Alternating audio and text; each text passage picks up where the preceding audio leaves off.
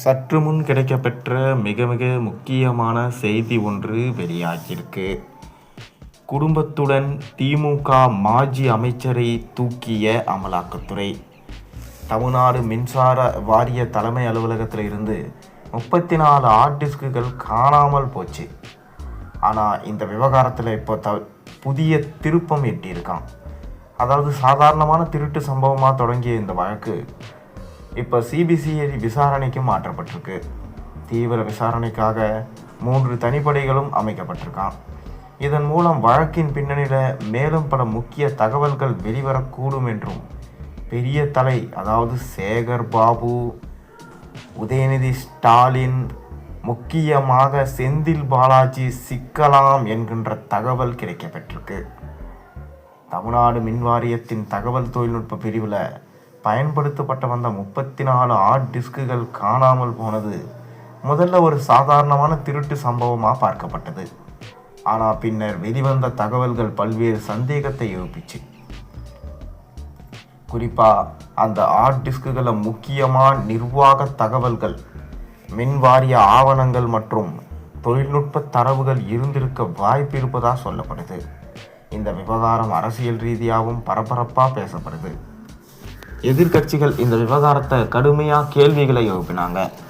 வெறும் திருட்டு சம்பவமாக இதை பார்க்க முடியாது என்றும் முக்கியமான ஆதாரங்களை அழிக்கும் நோக்கத்துடன் திட்டமிட்டு ஹார்ட் டிஸ்குகளை எடுத்து செல்லப்பட்டிருக்கலாம் என குற்றச்சாட்டுகள் முன்வைக்கப்பட்டது.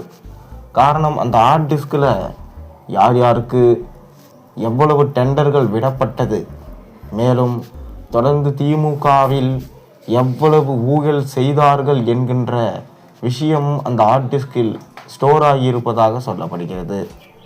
சில அரசியல் கட்சிகள் இந்த வழக்கை மத்திய புலனாய்வு அமைப்புகள் விசாரிக்க வேண்டும் என்றும் வலியுறுத்திட்டு வந்தாங்க. இந்த சூழலில் சென்னை காவல் ஆணையர் அமல்ராஜின் உத்தரவின் பேரில் சிந்தாதாரிப்பேட்டை போலீஸார் வழக்கு பதிவு செஞ்சு விசாரணையை தொடங்கினாங்க. விசாரணையில் அதிர்ச்சியான தகவல்கள் வெளியாயிருக்கு.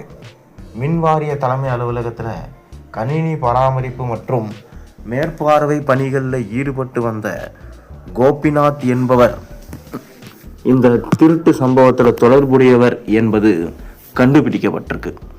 31 வயதான கோபிநாத் அரக்கோணம் அருகே உள்ள வளர்புரம் கிராமத்தை சேர்ந்தவர். அவர் பார்த்தீங்கன்னா சுமார் 1 ஆண்டுக்கு முன்பு தான் மின்வாரிய அலுவலக பணியில் சேர்ந்தாராம்.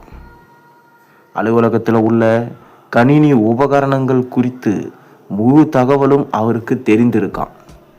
இதனால தான் சந்தேகம் அவர் மீது திரும்பியிருக்கு. விசாரணையில் திருடப்பட்ட ஹார்ட் டிஸ்குகளை கோபிநாத் பெங்களூரில் உள்ள ஒரு கணினி நிறுவனத்திற்கு விற்றது தெரிய வந்திருக்கு. இதையடுத்து தனிப்படை போலீசார் உடனடியாக பெங்களூரு சென்று சோதனை நடத்தினாங்க. அந்த நடவடிக்கைகளை கிட்டத்தட்ட திருடப்பட்டதாக சொல்லப்பட்ட 34 ஹார்ட் டிஸ்குகளும் மீடப்பட்டிருக்கு. இந்த வழக்கில் கோபிநாத் கைது செய்யப்பட்டு சென்னை எழும்பூர் நீதிமன்றத்தில் ஆஜர்படுத்தப்பட்டிருக்கார். அவரை வரும் 19ஆம் தேதி வரை நீதிமன்ற காவல் அடைக்க நீதிமன்றம் உத்தரவிட்டிருக்கு. தற்போது அவர் சிறையில் அடைக்கப்பட்டிருக்கார்.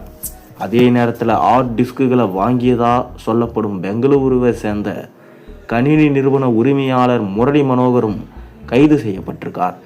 அவரிடம் போலீசார் தீவிர விசாரணை நடத்திட்டு வராங்க. இந்நிலையில் இந்த வழக்கில் இன்னும் பலருக்கு தொடர்பு இருக்கிறதா என்ற கோணத்திலும் போலீசார் விசாரணையை விரிவுபடுத்தியிருக்காங்க. குறிப்பாக செந்தில் பாலாஜி அவரது குடும்பம் தற்போது சிக்கும் அபாயத்தில் இருக்கிறது.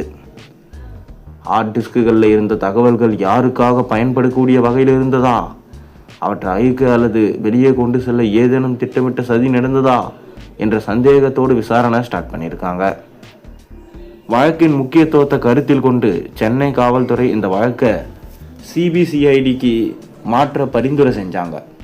அதோட பேரில் டிஜிபி அலுவலகம் ஒப்புதல் வாங்கியதை தொடர்ந்து ஹார்ட் டிஸ்க் திருட்டு வழக்கு அதிகாரப்பூர்வமாக சிபிசிஐடி விசாரணைக்கு மாற்றப்பட்டிருக்கு.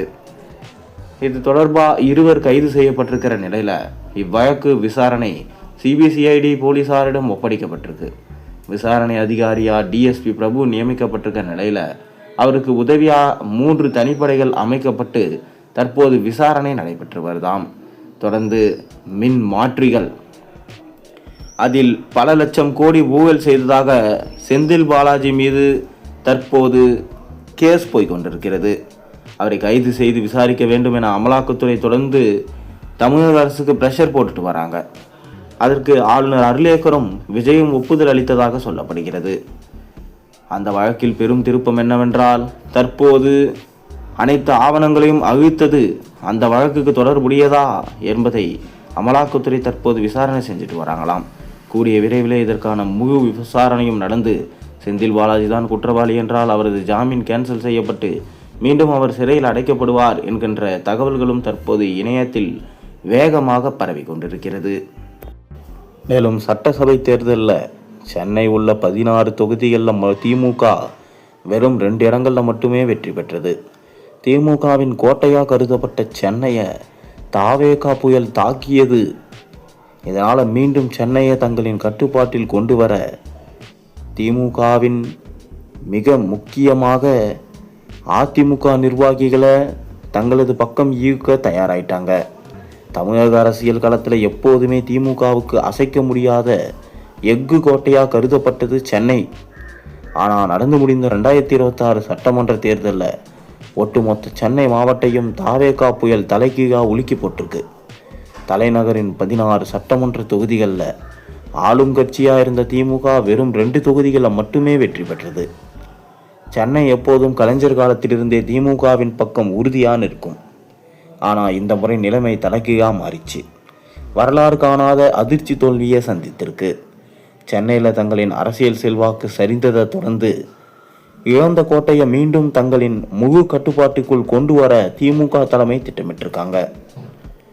முதற்கட்டமாக சென்னையில் வலுவான அடித்தளம் கொண்ட அதிமுகவின் 3 முக்கிய உயர்மட்ட நிர்வாகிகளை இழுக்க திமுக திட்டமிட்டிருக்கு.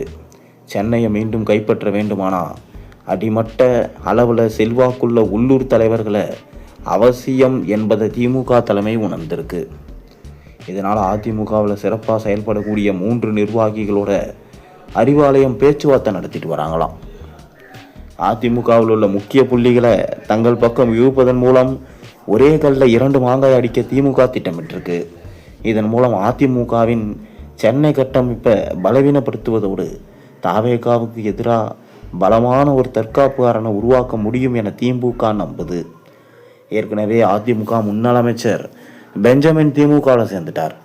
இவர் திமுக பக்கம் வர முக்கிய காரணமாக இருந்தவர் அனிதா ராதாகிருஷ்ணன். இதன்பின் சேகர் பாபுவுக்கு எந்த சங்கடமும் வந்துவிடக்கூடாது என்று அவருடன் கலந்து ஆலோசிக்கப்பட்டது. தற்போது அதிமுகவின் சென்னை மாவட்ட செயலாளர்களை ராஜேஷ், தீநகர் சத்யா, விருகை ரவி ஆகியோருடன் சேகர் பாபு பேசி வருகிறார். விசிகாவில் ஷா நாவஸுடன் பேச்சுவார்த்தை நடந்தாலும் அவருக்கு சில தயக்கம் இருப்பதாக சொல்லப்படுது.